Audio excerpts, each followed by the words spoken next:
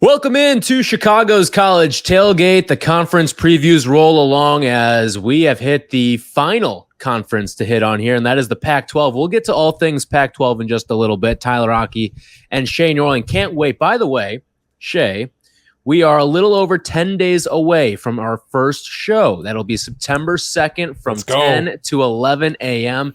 It is right around the corner. You can smell the football in the air because we've got a game this week, zeros this week. And we'll have another podcast for you out on Thursday talking all things about just the overarching. We'll give all of our college football playoff thoughts on that as well as preview week 0. So cannot wait for all of that.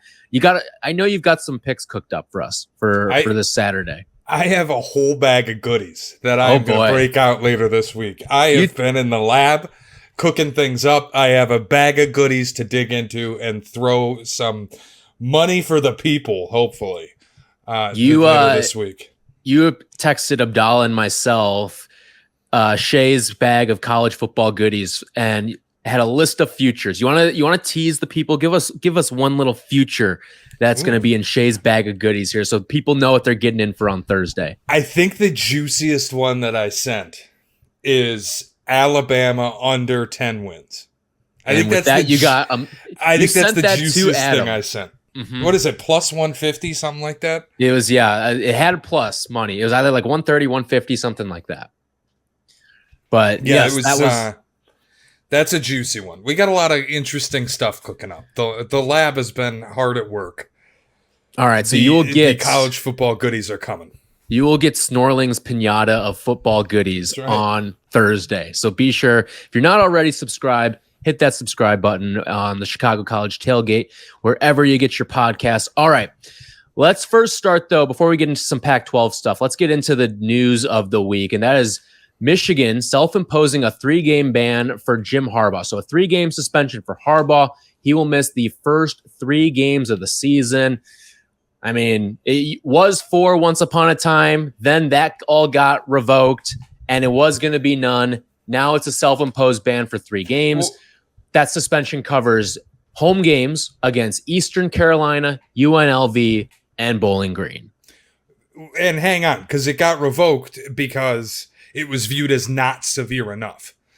Like the idea that this is only going to be 3 games, when the 4-game suspension initially comes down, and then we find out that was never approved and it's not going to happen because it was not viewed as being a severe enough penalty.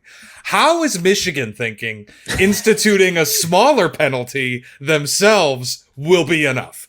Like the Pete Thamel reporting yesterday was fascinating, where he's saying Michigan views this as like they are aware of the severity of the charges that are coming and there will be more punishment for Jim Harbaugh. Like he's not just going to miss 3 games. Tyler, I'm at a point where I'm legitimately starting to wonder if he's going to survive. The last time that we talked about this, I mentioned how many coaches got tagged with level 1 violations and actually kept that job more than another season. It doesn't happen. It didn't happen at Ohio State. It didn't happen either time at Ohio State, frankly. And the second one, it wasn't even anything Urban did. Like this, the NCAA specifically coming out and explicitly saying, this is not about a cheeseburger, which became the Michigan media narrative that it was he bought somebody a cheeseburger, and that it's, no, you met with kids during a dead period because you were scared you were going to lose McCarthy in a pandemic. And you actually cheated. Like, this is where I'm at with this. And you can tell me if you think I'm crazy. The NCAA is getting embarrassed publicly by all of the conferences that are realizing they have more power. And the NCAA has no control over this sport. And Michigan has probably been the most defiant school of the NCAA, Jim Harbaugh in particular, for the last, 5 years? Pushing the limit with the satellite camps, always trying to find the little gray areas, the loopholes in the recruiting rules, the little things. He's been their irritant.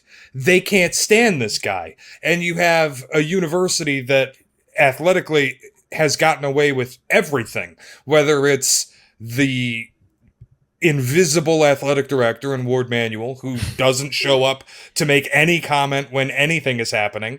Santa Ono, who trumps the athletic director to talk about the precious football coach all the time. He's the one that announces these extensions and raises for Harbaugh all the time. It's crazy because I think Ward hates Jim Harbaugh and Jim Harbaugh hates Ward Manuel. And Santa Ono has his little lapdog, which whatever. I love it actually, because that's a school president that loves his athletics. And I think at a lot of universities, you don't always get that. You get the friction between school president and athletics, and the athletic director sort of the intermediary. No, Santa Ono loves his Michigan Wolverines and wants them to play well out there every single Saturday. And every single time they step on the basketball court or the baseball field or the volleyball court, like he actually loves his athletics. And I think it's a rare trait for a university president. But this is where it gets murky, is then you have all of the Bo Schembechler and Bo Schembechler's son stuff, where the narrative became, that's actually not his biological son who was committing the abuses. It's the adopted son. So it's okay. And all of the Bo Schembechler storyline that nothing came of, the statue's still up, the hall's still named after him. You have, how about the offensive coordinator who got fired after his house got raided by federal agents for computer access crimes? Can't find that story anywhere. How about the I hired a racist Schembechler name because we didn't vet the tweets where he was like slavery and Jim Crow? Good. Like it's crazy. And then finally it just feels like the NCAA, this is where I'm at, is like, everything that is going on with this athletic department, you are completely out of control, and we are going to step in and hit you with a hammer because, one, you lied about it, and two, we hate you. Like, I'm just at a point where Tyler, this is going to end up being 3 games this season. They'll push it out. It'll be 6 games a season down the road. If not, you know what? We're all going to wash our hands of this. We'll get a new coach. Well, it's it's almost like the inverse of what we see in college basketball, right? It's the team that knows they're not going to make the NCAA tournament, but they know there's some shady shit happening at their university that they need let's not get dinged for this down the road. Let's pay our dues now. So they imposed this tournament ban for a team that was never even going to sniff the NIT even. And then they end up not having to pay for it down the road when they actually would have made the NCAA tournament. That kind of feels like the inverse here of what's happening at Michigan. Oh, you know you're going to kick the living hell out of the first 3 cupcakes on your schedule that you see every single year anyway, so you know their game plan like the back of your hand. And then as a result, we'll pay it down the road when Jim might not even be here, right? Yep. Like, is he going to go leverage another NFL position at that point? I mean, that's his yearly off-season strategy and vacation is, let's see, does Minnesota need someone? Nope. All right. How about Cleveland? Nope. All right. And then they just play it down the line there. That to me is like, Michigan knows next year, maybe we won't be as competitive. Maybe Jim won't be here. Who knows what the quarterback situation is going to be like? All of that. All right. 6 games next year when it doesn't really matter. We'll pay it then. Yeah, or you know what? Vacate the wins, because if we win a national title, we don't care. Like, you can vacate it after the fact. We'll kiss good. Our rings. Yeah, like, I don't know, man. I don't think it's about the games for the NCAA at this point. Like, I don't think that they care that Michigan's coming in with a retroactive 3-game self-imposed suspension that doesn't match the original suspension even. Like, what? Why is it 3? Can you tell me why they would come out and go, let's do 3 games? Initial punishment was 4. They said that wasn't enough, so we'll do 3. Why wouldn't you just come out and self-impose 4? Then at least you can go, we thought that was fair. Like, it's coming out with 3. I feel like this ends up being 6 or 7.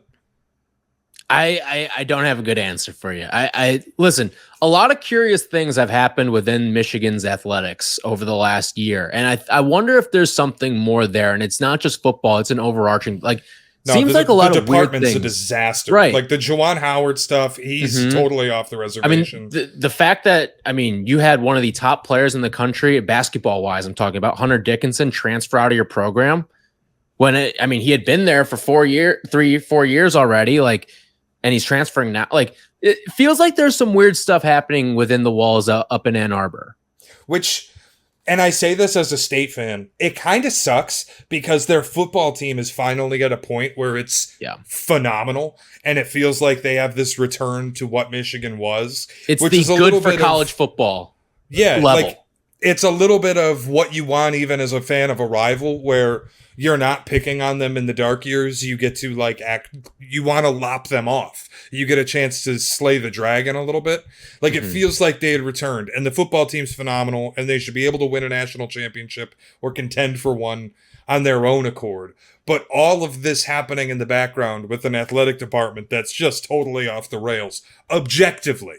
Like, everything that's happening there. I'm sorry. When you have an offensive coordinator get his house kicked in by federal agents for computer access crimes, and we can't find a story about it, like, nobody would fart into a mic long enough for it to make a B block on ESPN. I don't understand how that story goes nowhere. It's like, they just have so many people running cover for them. At some point, I think the levee kind of breaks and we find out what's been going on behind the scenes. I mean, that's what happens when you're the nation's premier public university, right? Yep. You get treated like a private university at times. So no, it'll be interesting to see how this whole thing shakes out. Any last thoughts on Jim Harbaugh before we dive into the Pac-12 here? Nah, it's just, I don't like the guy to begin with. I think he's weird. The statement yesterday was a disaster. It just reminds me of how strange he is with the what was it? The chickens are a nervous bird. Yep. Mm-hmm. And then yesterday, after this comes down, it's like I tell my kids and my players, don't get bitter, get better. It's like, how about you have an ounce of self-accountability? You are the most insufferable human being, and it can be easily proven by the track record. Stanford, who had the most success they'd ever had, couldn't wait to get rid of him. San Francisco, gone after 4 years. Like, Michigan's the only place where he lasts more than 4 years, and it's because that cult fan base and the weird-ass athletic department are the only people who will put up with him. And he's just God in Ann Arbor. Like, I can't stand him. As a Jim Harbaugh hater, my whole thing is, like, I feel like I can never lose with Jim Harbaugh because, all right, let's say he does go out and win a national championship this year. Guess what? He's beelining to the NFL where he's going to fall flat on his face. Yep. And that's just how it's going to go because he is made for college football. It's the only place he'll ever have any sort of success. And I'm praying for the day that he goes to the NFL so he can fall flat on his face because he is starting to reach that apex right now of, all right, it's not going to go any higher than this. Like, this is about the peak of what he can be as a coach. Honestly, losing in the semifinal might be his apex. That might be as far as he can possibly get. Like, it feels like he's up against that wall, and I don't know if he's going to break through. The NFL stuff's hilarious, especially last season. I'm never going to do this again. And then he goes and does it again. And then it's like the third time now that he's had to make a statement. I'm committed to Michigan. Yeah, next season, we'll see when you're taking meetings in Vegas because Josh McDaniels got fired out of a cannon. Like that, it's just every year it's the same story. And I think it's one half funny, the other half totally infuriating. If I were a Michigan fan, I'd be so sick of it. I feel like winning a national championship for him would be his ultimate flying too close to the sun moment. Because like the off season after that would be epic. It's the wins the national title, and then he's interviewing for jobs in Vegas as the NCAA hits the university with a sledgehammer, vacates the title, suspends him for a full season. All of it just comes at once. Oh my God. Like, one of the worst things possible for him might be winning a national championship. Because like then the ego's going through the roof. He's heading straight back to the NFL. and it's going to end poorly for him. And he'll run the whole thing back at another university, try to build his way back up just so he can go back to Michigan and probably repeat the cycle that we've been a part of now. So that would just be my dream. The idea that he wins and it gets vacated and then he goes to Vegas and Vegas goes like 3-14, 2 straight years with him as the coach. I would be on cloud 9. Oh, that would be fantastic. All right, let's get into the Pac-12 here because, the more Pac-4. Yeah. The what is it? The P4C? Is that what we're going with here? This, it's, as I started to dive more and more into what this year looks like, it made me feel a little more bittersweet about the fact that this whole thing was crumbling apart. I know like a couple weeks ago, I said I don't really care that much. But as I started to dive into it a little bit more, I was kind of like, this is like a super intriguing conference, at least for this season, because it feels like at times they are sort of the afterthought within.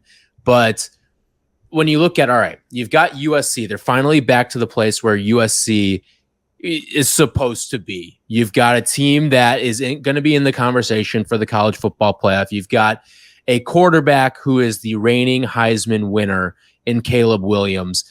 And he's got a very good chance to win it again. He's with his coach, Lincoln Riley. Like everything is sort of adding up. Again, we don't see the back-to-back Heisman. But when you look at, all right, let's start with USC. All right, you've got Caleb Williams 5-1 to win the Heisman. Mm-hmm. You've also got a team with a chance to make it to the college football playoff this year. If one of those were to not be true, which one is it? Caleb Williams to win the Heisman. I don't think the back-to-back almost never happens. Making the playoff. Where are you at? Can you tell me where you're at with USC? Because I feel like they could win a national title. I also feel like they could lose 3 or 4 games. I'm not that low on them. Like my floor for them is still pretty high. Like I'm intrigued by the top 4 or 5 teams in this conference, but I do think that there is a definitive tier 1 that only goes about 3 teams. And USC is certainly a part of that right now. Now they enter the season. SC, Utah, and Oregon. I actually have Washington. That's okay. I think Oregon's a little clearer Washington, but we can have that conversation in a minute. Because I have that question for you actually in a little bit.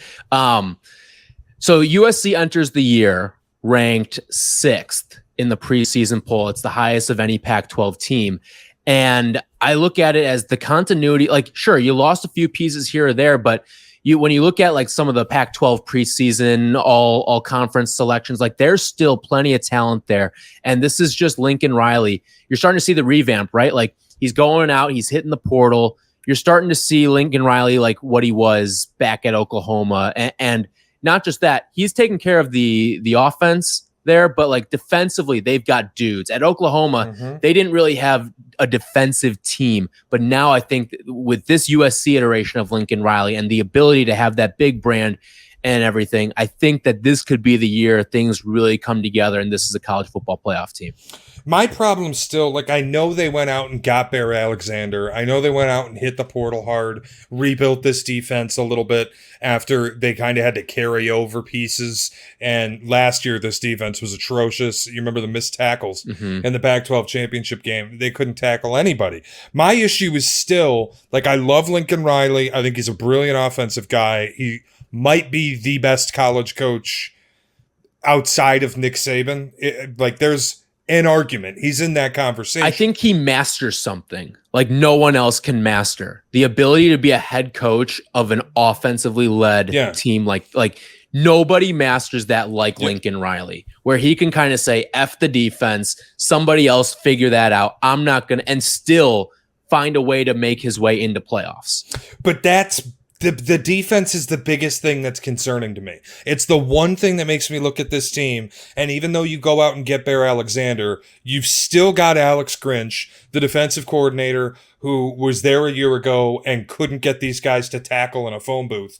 And you then also, he was the guy at Oklahoma the previous 3 years where they had a brand of playing no defense. They had a brand of air raid. We aren't going to play D, Big 12 football. we're all offense. You're right. Lincoln Riley's mastered that. And in the Big 12 and at Oklahoma, it worked well enough that with Baker Mayfield and with Jalen Hurts, Baker Mayfield and Kyler Murray, you got a couple playoff berths. Fantastic. At USC in the Pac-12, maybe you can get that magic again, but Utah's there with a legit defense. Oregon is more of a power team. Like Washington, you brought up, I think is talented on both sides of the ball. There's more balance. USC brings in dudes. I just don't know about the scheme. I don't trust that side of the ball from a coaching perspective. I've got too many questions about what this defense actually looks like. Same token, the offense is going to be phenomenal and probably the most fun to watch in college football. And if they can get to 40 or 50 points, good luck scoring that many against them. Mm-hmm. I mean, okay, so this is a team that is 2-1 to win the Pac-12. Their win total set at 9.5 with monster juice on the over at -170. Like, as I look at what and that's the thing too, is when you have teams that are as strong offensively, but the defense isn't there, some days, like those are the teams that are primed for the upset. Those are the ones where, all right, things aren't always clicking offensively, or you run into a Utah who is always going to be well coached on the defensive side of the football and has always kind of given USC fits because of the defense that they play. I look at it from that lens. This is a team that, certainly going to be upset throughout the course of the year, but you do have the reigning Heisman winner in Caleb Williams. And that to me is sort of the great equalizer at the quarterback position, because what he did last year and even in his freshman year under Lincoln Riley back at Oklahoma was nothing short of phenomenal. And he's a weird dude, and maybe this is the year like the weirdness sort of catches up to him a little bit, and the Hollywood starts to come out a little bit more and more and more. But I still trust what this team has built offensively, and it's going to be a team that puts up 50+ points probably 3 or 4 times this year. They are the fave in the Pac-12. They should be the fave in the Pac-12.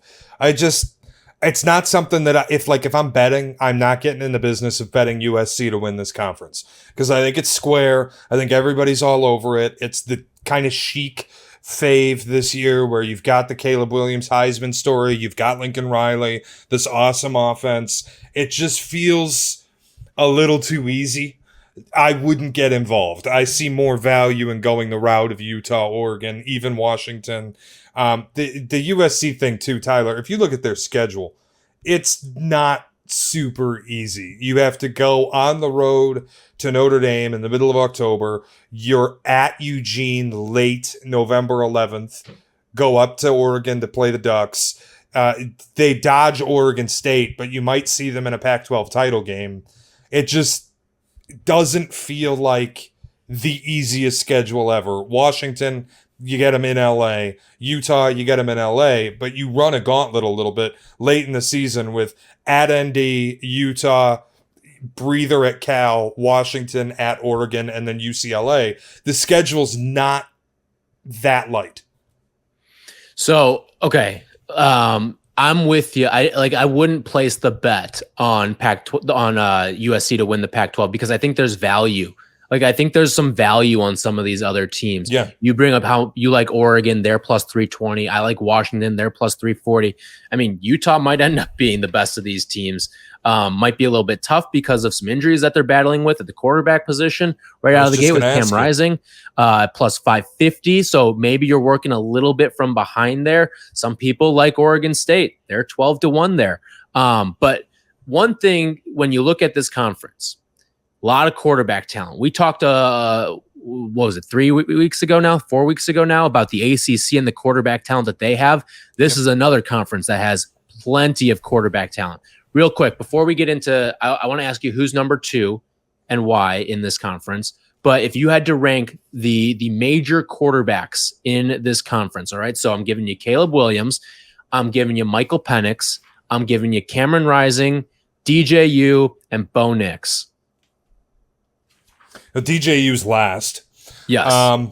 Probably Caleb 1, Rising 2, Penix 3, Bo Nix 4. I would only flip Penix and Rising for me. Both like these are guys that are experienced as hell. Like they're a lot all of guys. Penix is a seniors sixth, with the exception of Caleb Williams. Yep, Penix is a sixth. Rising, I believe, is a fifth. DJU's a fifth. Bo Nix is a fifth, and then you've got Caleb Williams as your reigning Heisman winner. Like that, you could see a couple of guys put up 40 touchdowns this year. Multiple 40 touchdown guys this year in the conference. It's like the Pac-12. You brought it up when we started talking about this, that it is bittersweet seeing it collapse as much as it has. And then when you go through what they have in terms of quarterback play, it's a little bit like the ACC. You're right in that as a whole, I don't care about a lot of the teams, but the top 5 or 6, watching the quarterbacks is going to be a blast. Yeah, like this conference is going to go out with a bang. If for nothing else, they're going out with a bang this year, and it's going to be fun to watch. You were mentioning bringing up the value, and we'll get to Oregon and Washington in a minute. But just the idea, like I wonder how much it factors in. Is Oregon State going to be playing a little bit ticked off? Like because they're Will Smith in the Fresh Prince of Bel-Air room looking around. Yes. Like, is Oregon State going to be playing with a little bit of an edge because they didn't get the invite to the dance? They're the kid in the corner at prom who can't find somebody to dance with. Are they going to be playing with a little bit of an extra oomph in some of these games? Like, it's just it's maybe the most big brain thought process, but it's something I am thinking about. They got a lot of talent on the defensive side. They've got a lot of talent on the offensive side. You mentioned DJU, who I don't care about, but you bring in like a highly touted transfer quarterback, and then you add in, could this team be pissed? They're interesting to think about as a potential Pac-12 champion. Yeah. And at 12-1, like the value is certainly there. All right. So the question I have for you, who is number 2 in this conference? Because you look at the preseason poll for whatever it's worth. Washington is the team that's number 2. However, it is Utah that has the second most first place votes out of anybody at 6 versus Washington's 4. But Washington across the board voted a little bit higher among the rest of the voters. Now, I don't put a whole heck of a lot of stock into preseason polls, but I do think Washington is my number 2 team in this conference for a couple of reasons here. First of all, last year, they lost 2 games all year, and they were both road shootouts. Like, I'm going to give you a little bit of credit there, especially with a first-year coach, Kalen DeBoer. Like, if it weren't for Lincoln Riley in the conference, I think we'd be talking about him a lot more than we were last year. And Michael Penix could be one of those sneaky Heisman guys this year at 16-1. He's certainly in the mix. I think that's the 6th best odds of anybody. But the value is certainly there. For a 6th-year guy who was last year for the first time really in his career had the benefit of, for the most part, good health. This is a guy who he could be on like the Joe Burrow plan this year, where he doesn't do anything but football. He is literally there not to play school. Like, he could just be there to be a football player. And those guys are the ones that sometimes you have just bonker seasons of like 45 touchdowns. He's a good player too. I think you can say a little bit of the same about Bo Nix. Nix maybe hasn't. I mean, you had can say it success. about any of these guys, right? Honestly, but these are all guys. Like, if you look at any of the Heisman odds, these are all guys that are just on the outside looking in. Bo Nix, Michael Penix, Cam Rising, all of them. I would go, if not Utah, Oregon as the number 2 team, mostly because I like Dan Lanning a little bit better than I like Kalen DeBoer. I liked what he did last year coming in as a first-year head coach and ripping off 10 wins. Should have been in the Pac-12 title game if not for the blown 30-17 or 30-10 lead, 31-10, whatever it was against Oregon State in the Civil War. Like, if not for that, it's Oregon playing USC, and maybe it's Oregon beating USC in a Pac-12 title game. I liked what they had a year ago. They return almost everybody, 8 on offense, 8 on defense. You get Bo Nix, a little continuity in this system. They aren't the Chip Kelly Ducks that are only going to play finesse and speed and triple option out of the shotgun and all that funky shit. This is a team that's going to get in your face. They've got an offensive line that will move you around. They've got a defensive line that will move you around. Like, they're built through the trenches. And I'm not in love with Bo Nix. I don't think he's great, but he's been around enough. And you mentioned being that fifth-year guy that can just show up and play football and doesn't have a whole lot to worry about. Mm-hmm. And a team in Oregon that's more physical than you might remember that beat Utah a year ago. And like when you talk about Utah, I can't get on board when Cam Rising is hurt to start the year and might not play the opener against Florida, which is a win you kind of need. If you ever needed a non-conference win, that's the one. Mm-hmm. Like, I think Oregon is the bet here if I had to pick one of these longer shot teams to win the conference. I look at Washington. They've got receivers they've got two guys who were voted onto the preseason all Pac-12 first team. You got guys on the defensive line. You might have the best defensive line in the conference too. And when you've got a quarterback with weapons and you've got a defensive line that can get after the quarterback and help stuff the run, that's mostly why I'm going with Washington here. But again, the number 2 team, it could be any of 5 teams, right? Like in a world, let's say like USC doesn't have to win this conference. There's 5 teams that could finish in second in this conference. You know, the other thing too, Michael Penix has to go back to East Lansing week 3, a house of horrors for him. I'm looking out for Michael Penix returning to a Big Ten stadium, getting a little shook up. The old digs. It's going to be rough, man. I can't look. Michigan State, that home and home, they did it with Arizona State. Yeah. Lost on the road in Tempe, beat the brakes off them when they came back. Same thing when they did it with Oregon.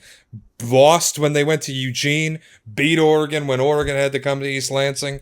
I like the Michigan State upsets Washington, and maybe we get a little sideways on this Washington darling Cinderella type of story. I know they made the playoffs a few years ago, but I don't buy it with the Huskies. I'm quacking all the way. You are a quack. That's what you are. All right. That's enough. Yeah. Okay. So I do want to talk a little bit more about Bo Nix. He's back for a 5th year after his first good season in college football. Guy who had a lot of hype. He had a great first game at Auburn. But it was against Oregon, wasn't it? His first collegiate game was against Oregon, and he made a little noise in that game, and then just the career never lived up to it. Then this past season finally puts it all together, throws 29 touchdowns, runs for a few more.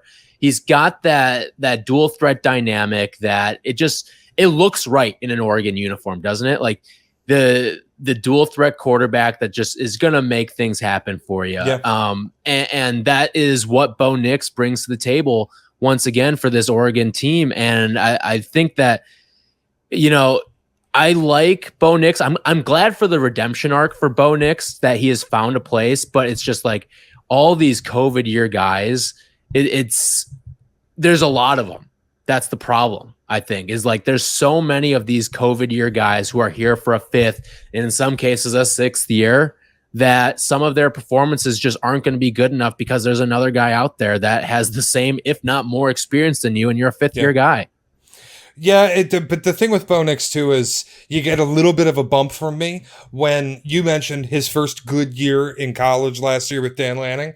How much of that is also you're not in Gus Malzahn's offense anymore. You're not stuck with that garbage they run at Auburn that Brian Harsin took and remade a little bit.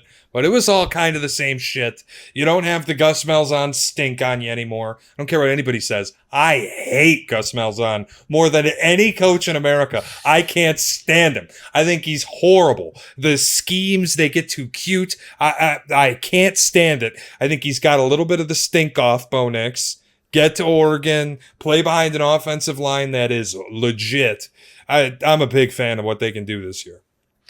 All right. And then we haven't talked that much about Utah here, but the Cam Rising question is really the only one that matters to me. I know what I'm getting out of a Kyle Whittingham defense year in and year out. I don't have to worry 1 ounce on that side of the football.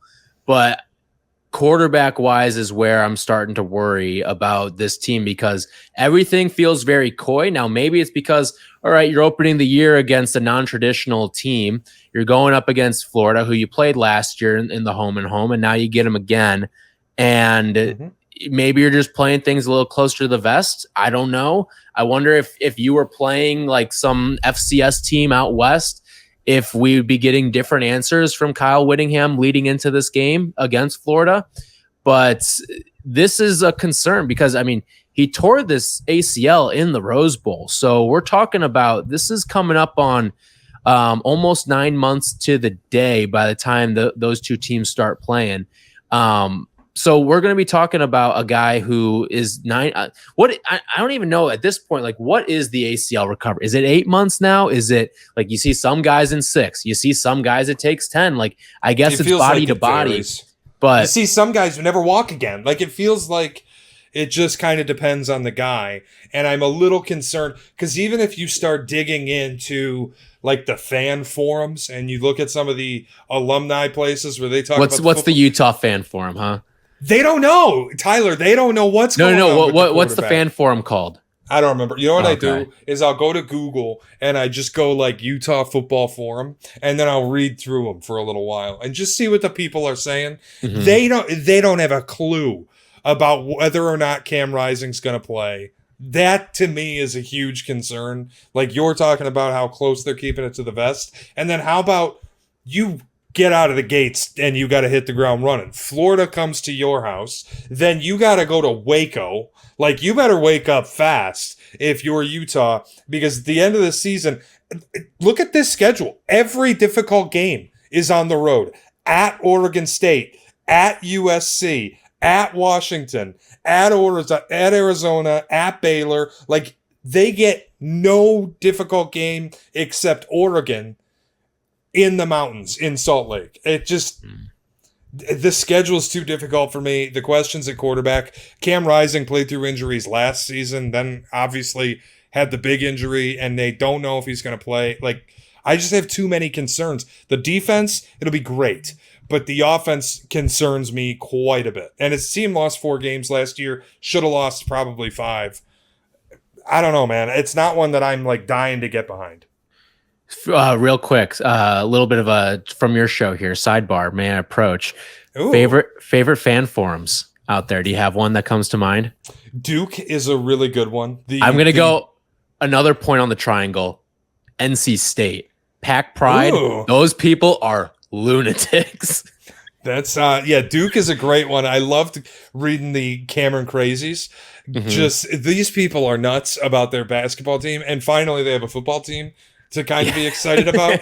It's so fun watching them go crazy. Michigan's got some good ones. I've always I used to do work in small time college basketball. This is so out there, but I would dig through like Green Bay. It was a nightmare because it's like Green Bay, UW Green forums? Bay.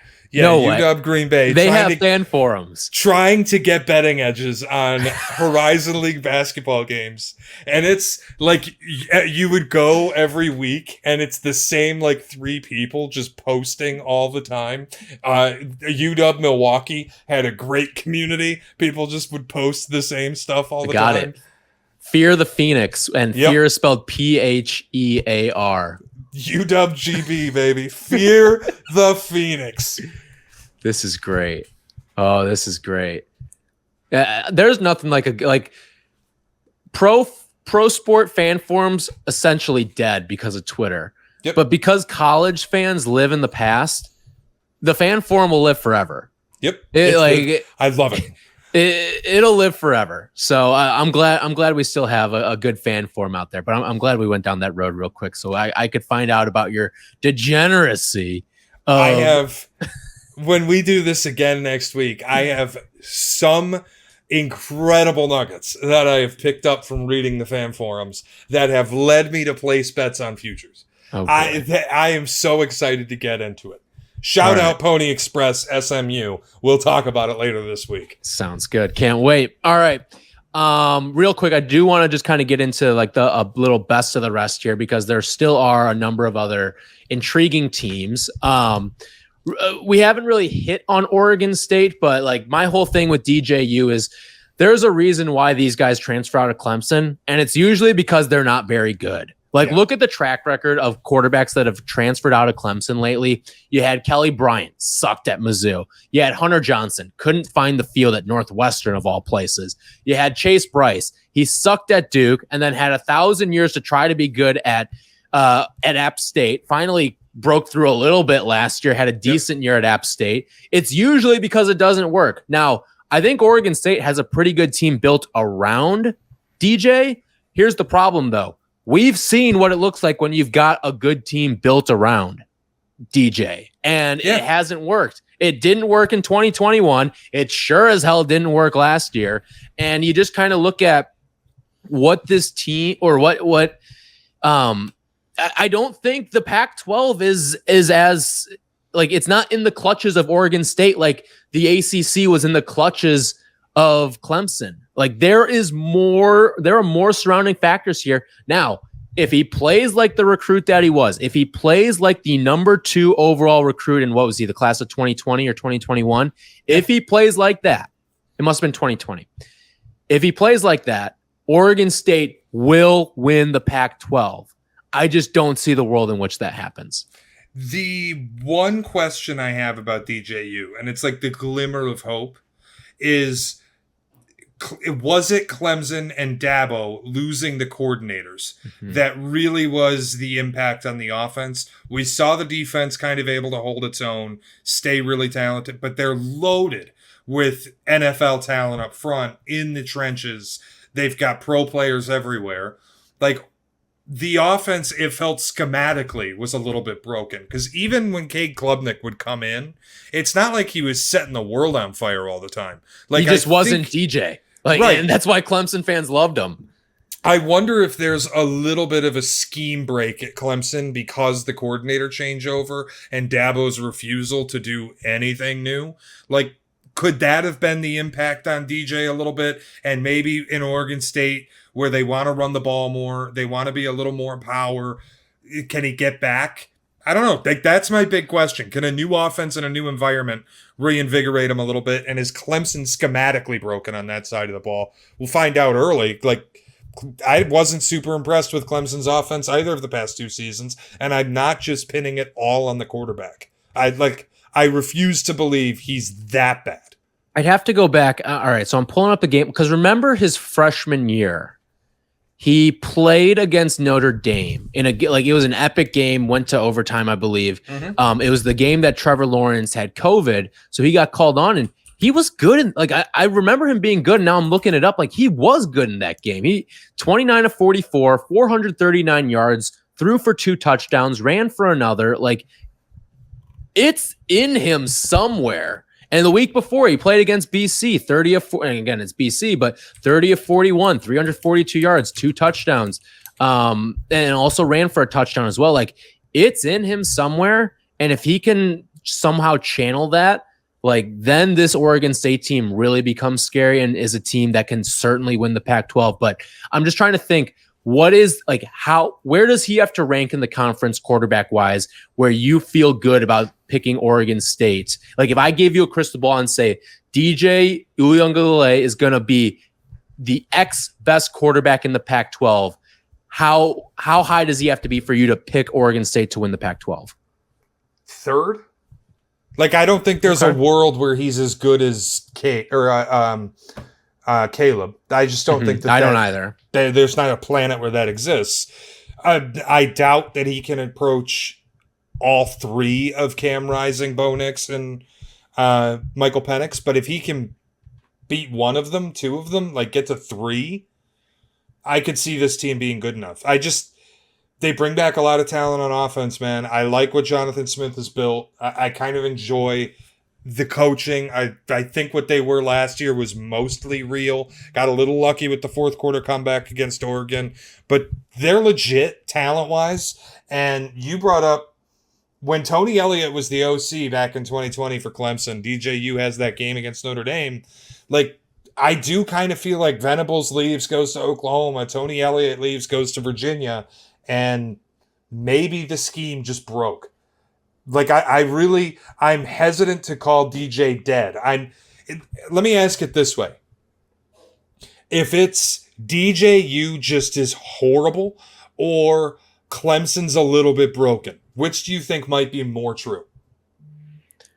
I would tend to say that Clemson's a little more broken because things seem to have gotten a little. I think maybe they're back on the more of the upward swing now, but things did get kind of dicey the year leading into the exodus of the coordinators, and then obviously after they did end up leaving, and like number 2 overall prospects, especially when they're quarterbacks, don't fail. They may fail in the NFL, but they usually don't fail in college. And that's why I think it might be in him somewhere. But it's tough. Like he was given weapons. That team was not winning because of DJ, even though they had good records and they had like chances to get to the they weren't doing it because of him. That defense was carrying him along. That running game was carrying him along. And it's just like every single week, it was kind of like, all right, well, imagine if he starts to play better. Then this Clemson team is scary. And then he just never did play better. So we'll see. I find it hard to believe that he just is uniquely awful. But, we'll see. Anything from the bottom of this conference that stands out to you? Like UCLA is the only team that's interesting. But I think there's intrigue at Colorado. Not that I think they're going to be a good team. They stink, but I agree. Not that I think they're going to be a good team. Intrigue. But there's intrigue with Colorado because of the arrival of Deion Sanders. Do you know the interesting thing? Like UCLA, the only talking point is really new quarterback. How good can Dante Moore be? The interesting thing about Colorado, Shedeur Sanders, all these guys, you have the Travis Hunter. Prime. Yeah. At TCU week 1. I think Colorado is horrible. Can they go to TCU and shock the world? Because I think TCU sucks. Like, is this the spot where Nebraska probably beats you? Like, you're not going to win more than 2 or 3 games. But can one of them be at TCU? And we get 1 week of Coach Prime has it in Colorado. He's got the juice. Isn't that you can envision the press conference already, right? After they win, like, the world counts us out, Coach Prime. Like that's what you're gonna get. You can envision that right now. I think that's a sneaky good one there. But yeah, no, like they're picked to finish 11th in the conference. They suck. What is their win total here? Let me see. Win total for Colorado 3.5 probably. You have hit it on the head with heavy juice on the under -154. So they're not going to be good. Bet that. They're not going to win 4 games, but you could never get me to bet under 3.5. Long term, is this going to work? Deion at Colorado. They're going to the Big 12, so I don't know. I really don't. Like I kind of thought that USF was maybe a more natural job, and I know it's not Power 5, so it doesn't have the juice. But if you're just comparing strength of program, USF is a stronger program than Colorado. Colorado is one of the most difficult jobs in the country. Like we've talked a lot about Northwestern and the difficulty that it is to get players there. Colorado for an entirely different reason, but it is right there with Northwestern as the most brutal Power 5 job that there is. And the idea that Deion's just going to come in and in 3 or 4 years turn this into a powerhouse, I find it incredibly hard to believe. You probably get some class relief in the Big 12 because Texas and Oklahoma are leaving, but nah, man, like what's the barometer for this working? Getting 7-8 wins a season? Honestly, the barometer for this working is, does he get a better job after? Like, how quickly does he get his next job? Like, that's what it is. How long until Mike Norvell gets canned or leaves Florida State willingly? Because that just always has felt like Deion's natural landing point. Or Miami. One of the two. Like, yeah. But you're right. Boy, can you imagine Deion holding a bag of money at Miami? Just throwing them at those boosters? Would love them. What if Jimbo gets smoked out of A&M? I think it's too soon. Because, like, that could happen this year. That could happen. I don't think it does happen this year, but it could.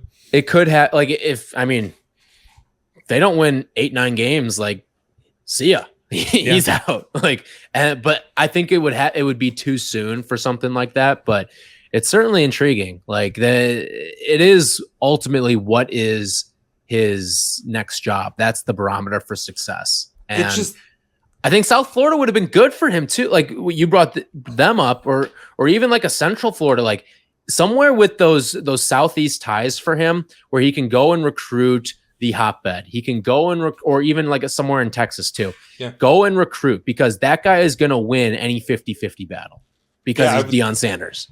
I would have been all in on him at USF. Colorado, like, it also just kind of feels like a culture clash. I feel like Deion needs to be at some place that's kind of got the bad boy counterculture thing, like a Florida State, an A&M, a Miami. Mm-hmm. That kind of fit feels more natural. Colorado, it does feel a little bit like a Mel Tucker type destination.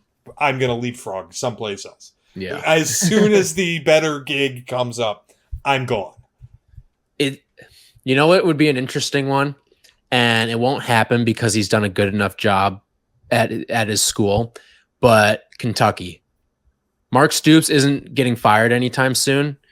But I feel like that would be an interesting. Can you imagine the ego battles with Cal and Prime? Like that would be awesome. You know what else would be cool is we'd get to see him and Kirby Smart go head to head. We get to see, like, the Kentucky-Tennessee games would be awesome. What about like a South Carolina? I think that's a better fit than Kentucky. Like that actually, if he goes to the SEC, I feel like A&M or South Carolina are two schools that make a lot of sense. If he were to go to the ACC, I think it's Louisville. Miami or Louisville, yeah. Yeah, you said Miami and Florida State too, but like Louisville would be like my dark horse, I think. What about the Big Ten? If he goes to the Big Ten, it feels like it would have to be. I have my pick. Ohio State would never hire him. Like that's the school that I was like it would have to, but they'd never hire him. Nebraska. You think so? Would he live in Nebraska though? No. Yeah, he's gonna do cornfields in Lincoln. But that's like the type of program he would go to. Maybe not the location he would go, but the type of program he would go to. I could see that. Michigan State would never hire him. You don't think so? It's the same type of program, but I don't think they'd hire him.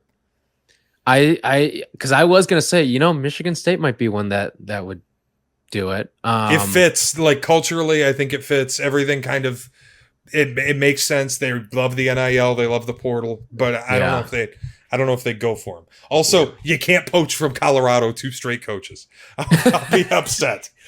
Just that alone would make me upset. Ishbia on the horn. All right. That is going to do it for us here. Again, don't forget, we have our first show September 2nd, 10 to 11. We will usually be on at 9 to 11 after the conclusion of the CDGA golf show. But until then, we will be on 10 to 11. And of course, we will have weekly recap podcasts for you as well every week. On Thursday, we will be back with you because we're going to give you our college football playoff thoughts. And Shea has his pinata of goodies, of college football goodies. So get ready for it. That's all coming up this Thursday. Subscribe if you're not already, and we'll talk to you Thursday.